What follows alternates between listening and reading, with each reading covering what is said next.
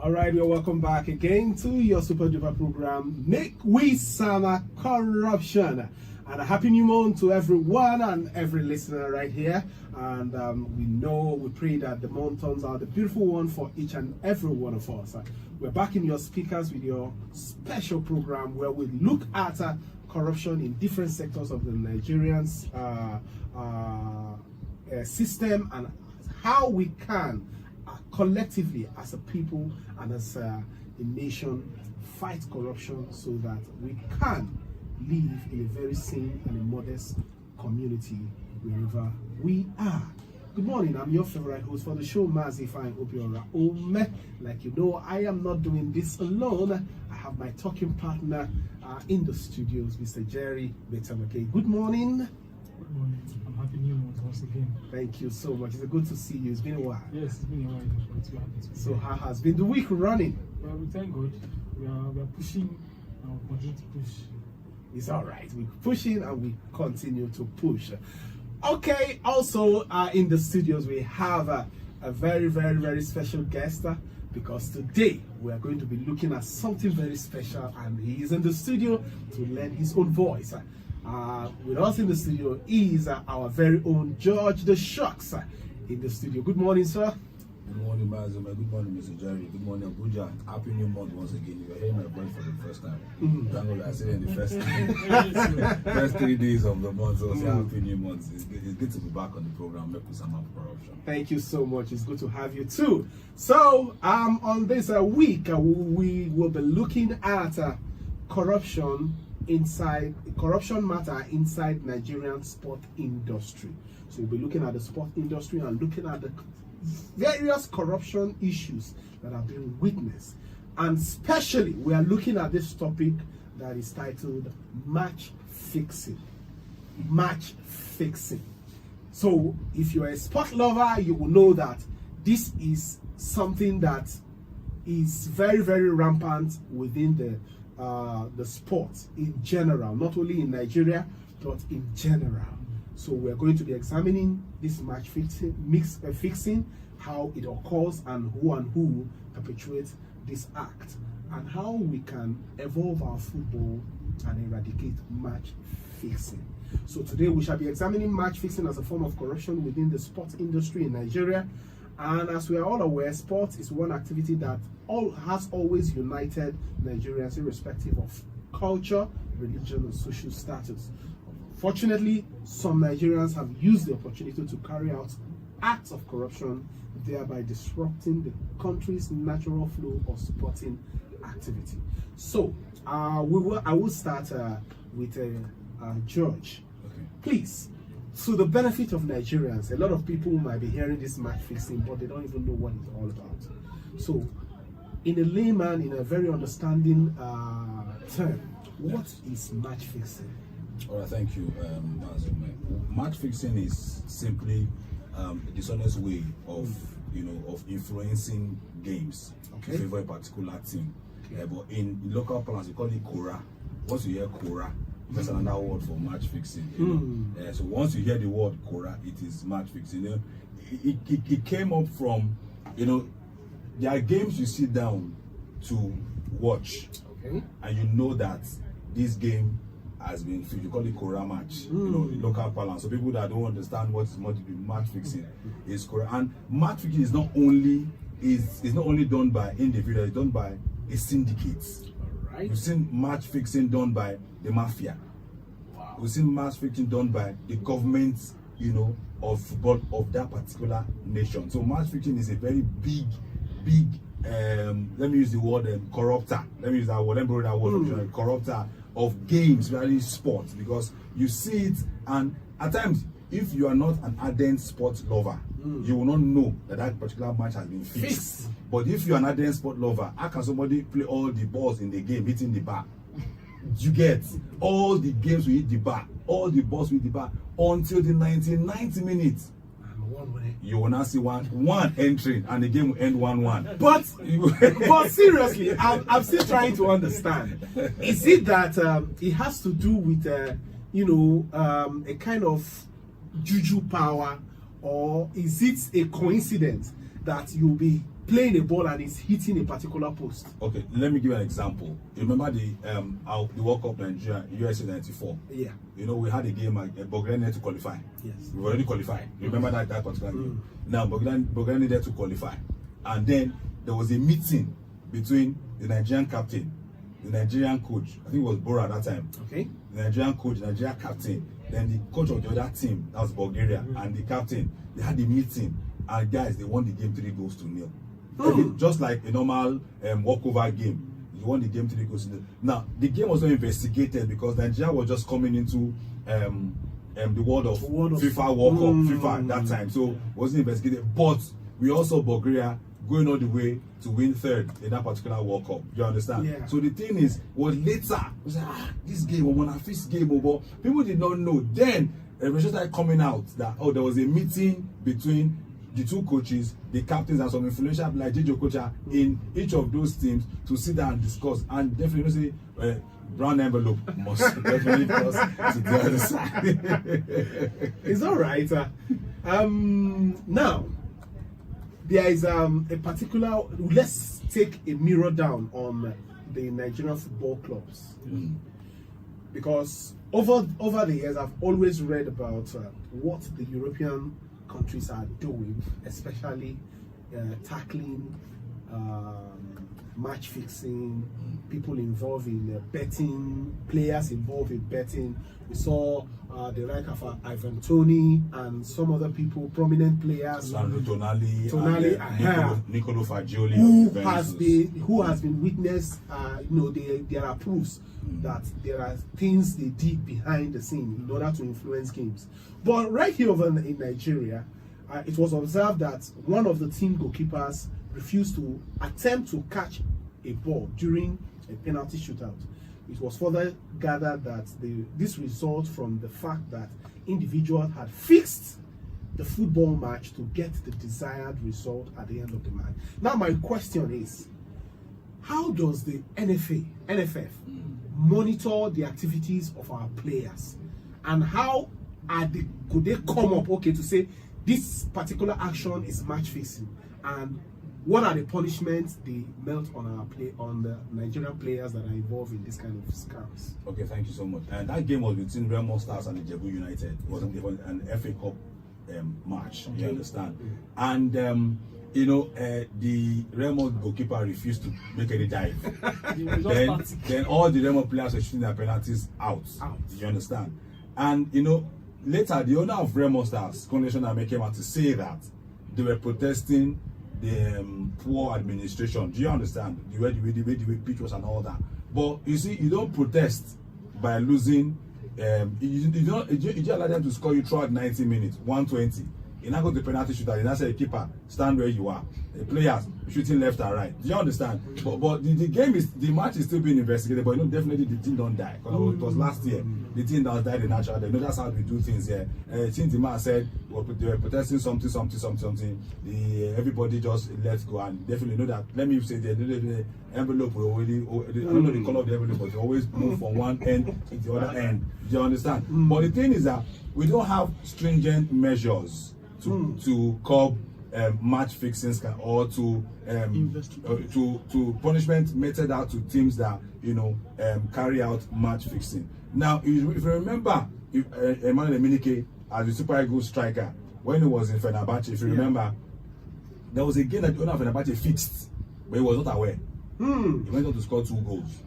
He was threatened out of Turkey at that point in time. He had to run to Russia to play a season there, and then the game was investigated. The owner of Fenerbahce was imprisoned and was banned from all football-related activities for like 10 years. Do you understand? Then Emenike had to come back to Fenerbahce. You get? The thing is that this match fixing is not done by me, you and I. It's not done by Mr. Jerry and myself. It is done by high-end, top officials, people that have the wherewithal. Now, they fix a game in such a way that if they even use illegal betting sites, like in the case of Sandro Tonali, he gave Fagioli illegal betting sites. Do you understand? Where now he bet on himself. Fagioli had problems with gambling. He now bet on himself to be given a red card in that particular match. I was given a red card. That was where his investigation started from. How can you just go attack player and just get red card? And then why would this guy just go and get red card for no reason? They started investigating it. Discovered that he went on a legal betting side to bet against himself. He would get a red card. Then those people that betted on him to get a record, he will tell people, "We are betting so money, I'll get a record this particular month," and then the money begin to come in anywhere, like say, do you understand? So let's just say they have taken the anomaly and see a lot of people played that he would get a red card. Definitely, and he actually got a red card. Definitely, it's on a black. They call it dark web betting site where they just tell people, "Come here, use this code, play this code, see what will happen." Everton did the same thing. This former Chelsea guy, and the story did the same thing. That's why he was let go when he left, after he left England to Turkey. He would give his younger brother, see what will happen. The younger brother will put the money, plus his own money, and millions of pounds and dollars will come out of it. And they don't even get money again from playing football. That one gives them huge amount of money. But the thing is that it is not so obvious in Nigeria because we're just coming up. Brazil is the number one country in the world that they do match fixing. Brazil, the number one country in the world that they do match fixing.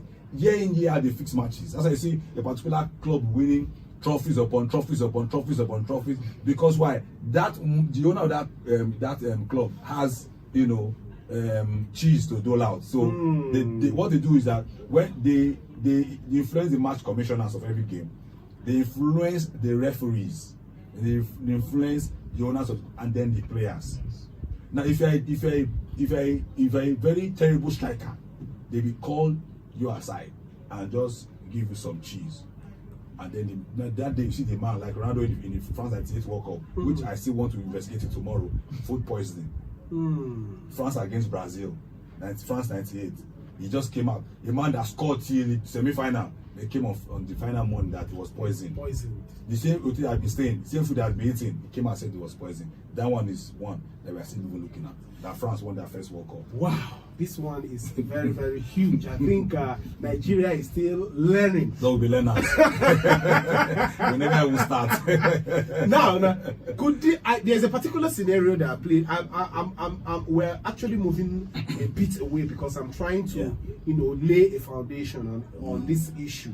There's a particular game. I think it was in the Champions League, and it was Madrid playing against the team, and their next game was not much of an irrelevant to them, but Sergio Ramos had already had a yellow card outstanding, so he needed another yellow card to be able to miss the next match, so that he will be fit, he will be on ground to serve the other match that is quite serious to them. Yes. Now, would you consider this as a match fixing, that a coach will tell a player, ensure that in this particular game you get a yellow card, so that it will enable you miss a match before the other one? A match that is of less importance. Less important. Yes, it happens. Now, the same Sergio Ramos, before the Clasico this season, that was some days ago, the Clasico Barcelona Real Madrid. Yeah.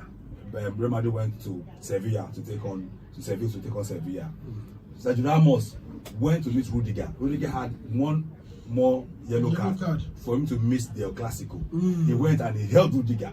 But Rudiger, as a black Sierra Leonean and a Nigerian man, an African man, did not fight Ramos. Because if he had fought Ramos, he would have missed that game against Barcelona Clasico. So you see that one day, that's how they fix matches. For no reason, you just go to attack a player because they know that the player is on 4 yellow cards. If he gets the last one, he misses the Clasico. And Ramos is a troublesome entity. He went straight to meet Antonio Rudiger, but the man did not retaliate. He didn't even do. He just did his hands like this. He didn't touch Ramos, and that's how Real Madrid were able to win the El Clasico against Barcelona. See, that coaches that will tell you players go and get an injury so that this or get a yellow card. So you don't play this match that is less of less importance. Play the one that has high end value. Now, you won't see at the World Cup in 1982, where Germany, then they known as West Germany, had to match fix a match.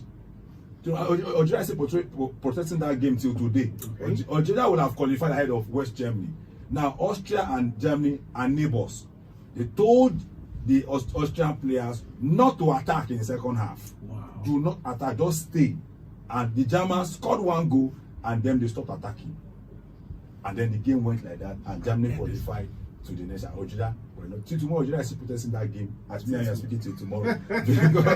So you see, and these things come from relation. You know, football is not a global village. Yeah. So because I play with Mr. Jerry in FRSC Radio FC. Do you understand? You play with the BK in, and so we know ourselves at the clubs we play. When we now come to country, bros, go meet that guy. Now my guy. We go run out together. So that's what the match fixing. So there's been scenes of collaboration. There's always a collaboration. Like Stefano Fiore of Lazio was the captain then of Lazio. He was given 6 months ban because he heard about the match fixing involving Lazio, but he didn't say anything. His own for not saying anything as a captain, he was given 6 months ban.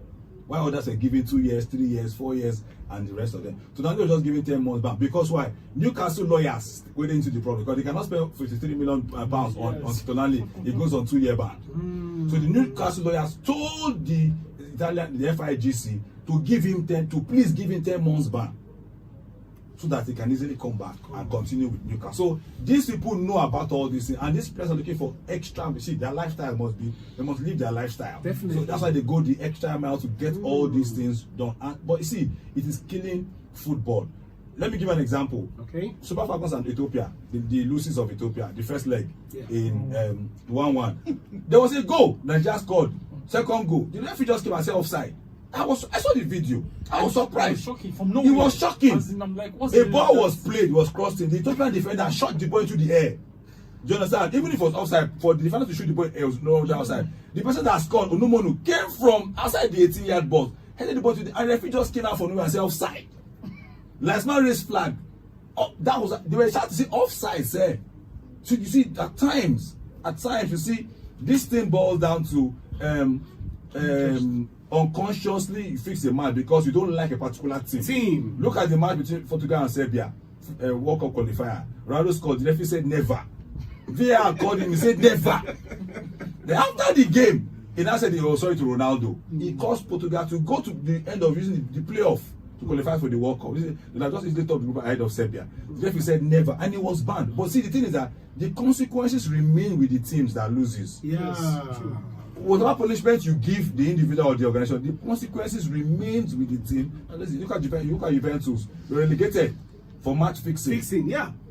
Now, match fixing also involves you doctoring your records, financial records. Wow. Man City they're still hanging on a thread right now. If that case is taken to the Court of Arbitration for Sport, they might lose all their 4 titles. Do you understand? When you doctor your book, it happened to Juventus. That's why Tottenham director of sport, Paratici, was told to resign.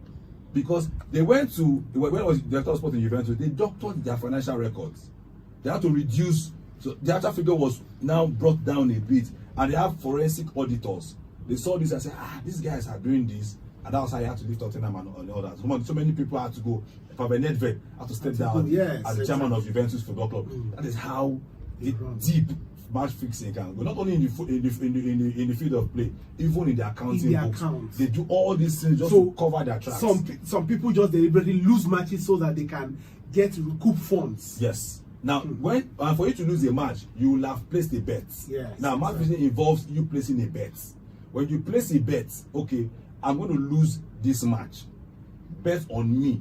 Now, if you want to really make money on betting, go and put your money on tennis games. You will see where players will deliberately fake injury to live, and they will tell you, put money on me, I'm going to fake an injury. Nikola Davydenko did that in one of the ATP. He was leaving the first set, winning, because he had foot injury. While they went to investigate, he had placed a bet on himself to lose that match to a lesser, he was number 3 in the world at that to a lesser opponent. And he just left him, and he raked him millions of euros, and also the people that put money on him to rake him millions of euros. So would you now say that football betting is more or less killing the authenticity of football in these guys?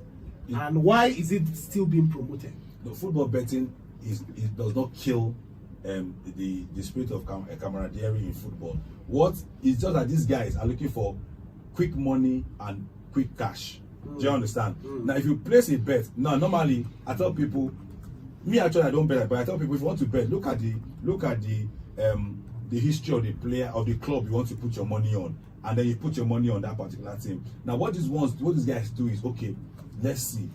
I remember the game Liverpool against Arsenal.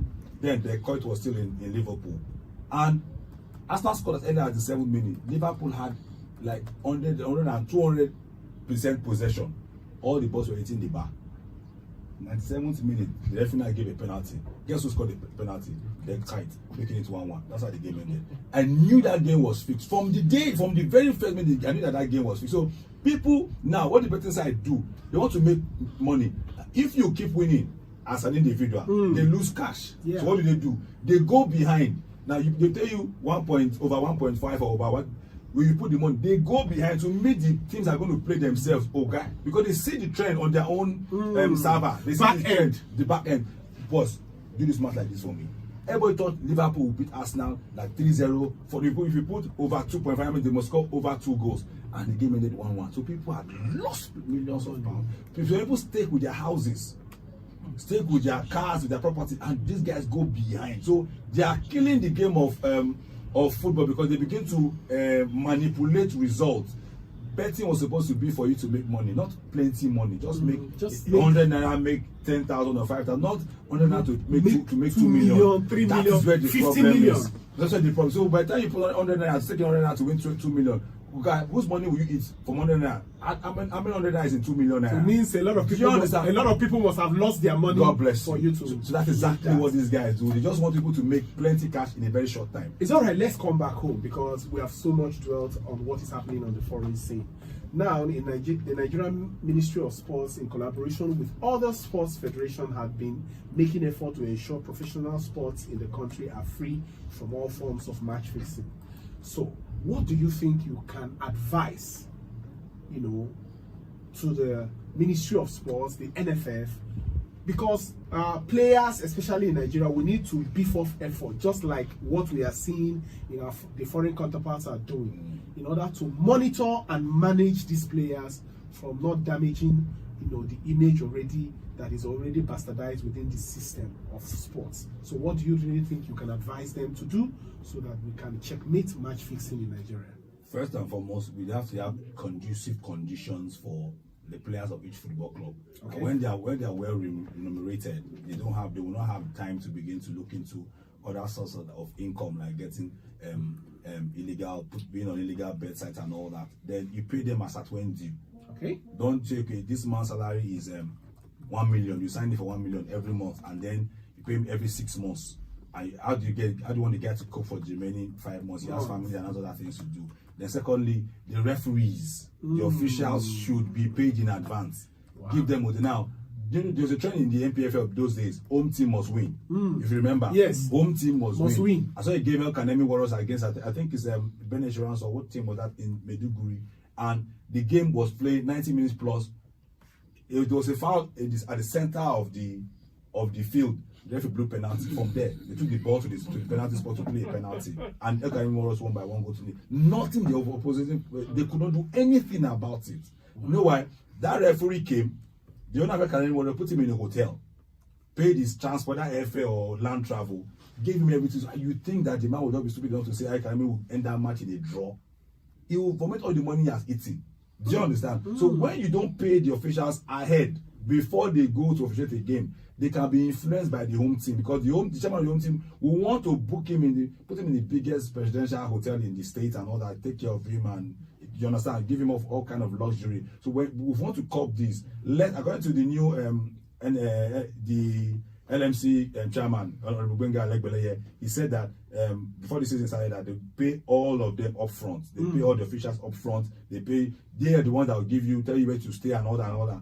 So fine. But we are still saying home team still winning. But I don't want to talk now because it's too early. It's too early. You understand? Actually. But the thing is that if all these things are being checkmated, you give them as at when due condition environment for the players, ensure that there are forensic auditors in every game that sees beyond the physical play. Because sometimes you see some games that you see some things moving. You see a player has been threatening the defense is being substituted. That's match fixing. Yeah, exactly. Do you understand? Yes. So there's some things this is beyond the ordinary eye. You understand? You don't see beyond. There was a game Sterling was playing very well. This and he was removed from the game. I suspect that. So why would Pochettino remove Sterling? Who was the best player in that particular match? Yes. These are match fixing. But you may not see it, but it is there, my brother. It is there. But you have to look beyond the physical play.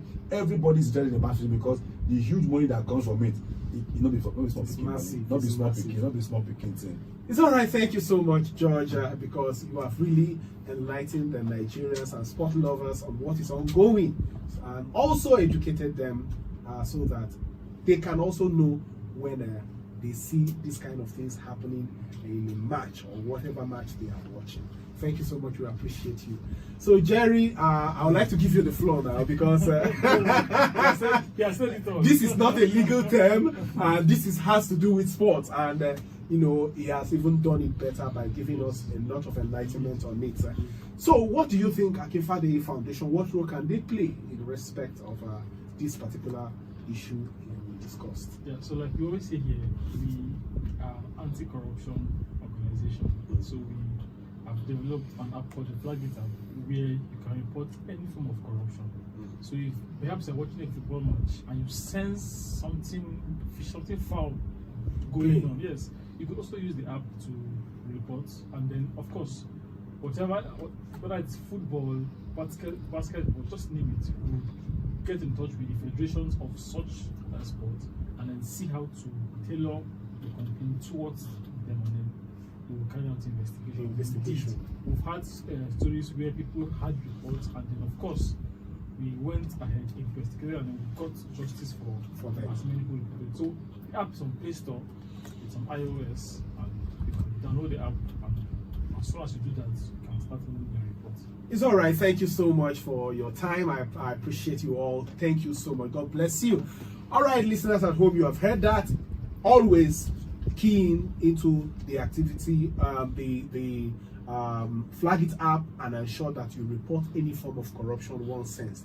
We can only eradicate corruption by commitment as Nigerians, knowing that if everybody always frowns at it and report any slight information that you have to the proper authorities, by that means the authorities will have enough information in their hands in order to eradicate sport. Thank you so much, and until we see you next week, stay safe and have a lovely Friday. God bless you.